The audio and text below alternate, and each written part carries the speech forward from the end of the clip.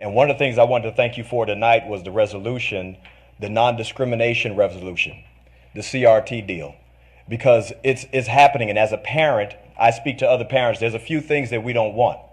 I'm biracial, I'm bilingual, I'm multicultural. The fact is, in America, in North Carolina, I can do anything I want, and I teach that to my children.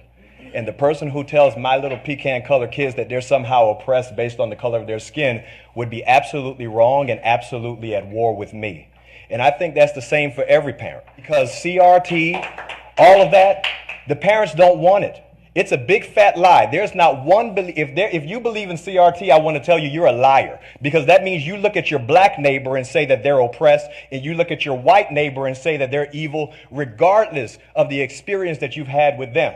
My job could be to talk about critical race theory twice a week, every week, and I would still have more than enough material to do so, while still not covering all the nonsense we hear about CRT. The man that you just saw was Brian Echevarria, and he was speaking at the Cabarrus County School Board business meeting on Monday, February 14th. Brian is a financial advisor and the owner of a coffee shop, so if you're in or near the Concord, North Carolina area, support a black man's business. Also, as of January 7th, Brian is running for North Carolina State Assembly, District 73 House of Representatives.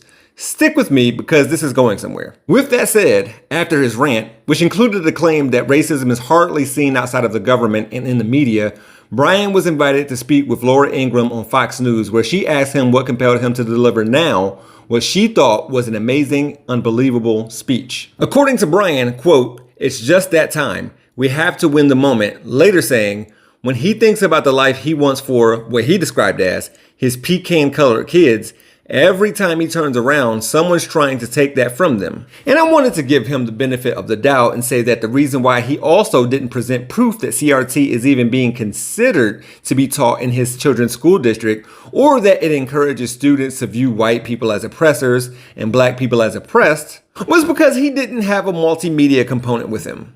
But I do. See, it's one thing to lie and say that CRT is being taught anywhere at the K-12 level without proof. It's another when it's not being taught at the Cabarrus County School District because they already adopted a non-discrimination resolution. It's anti-CRT.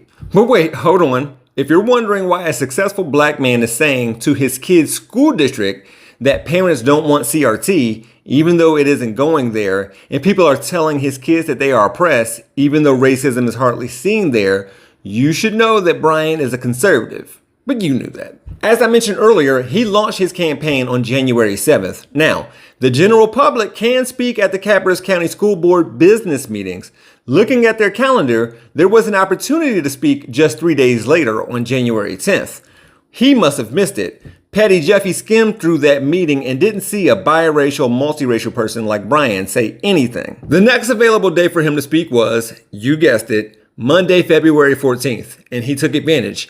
This was a free PR stunt. He was projecting to a conservative base, hoping that it would go viral. And of course, he would end up on Fox News. He knows that the state of North Carolina voted for Trump. He knows that Cabarrus County did as well. This reminded me of something. Remember Ty Brown from June of last year who said similar nonsense about CRT? Something like, how can I be oppressed when I have 2 medical degrees, but he doesn't? I even wondered if he had kids who went to school in that particular school district. Well, Ty Brown is a radio host and a YouTuber. Gotta get them clicks, so game recognized game, I guess. Back to Brian. Black man to black man, parent to parent, we both have kids whose skin complexion can be described by planters.